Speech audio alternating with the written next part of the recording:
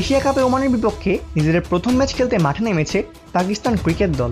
এই ম্যাচে আগে ব্যাট করে 7 উইকেটে 160 রান সংগ্রহ করেছে পাকিস্তান।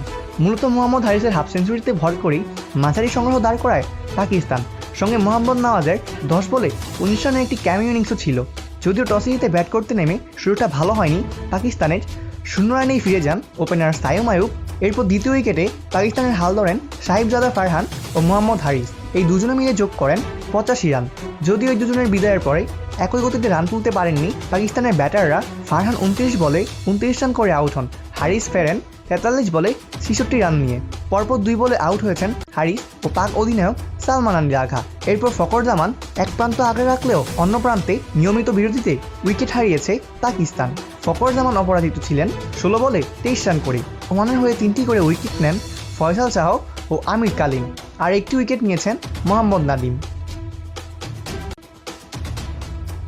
অপূর্ব দাস, ফ্লেভাস নিউজ।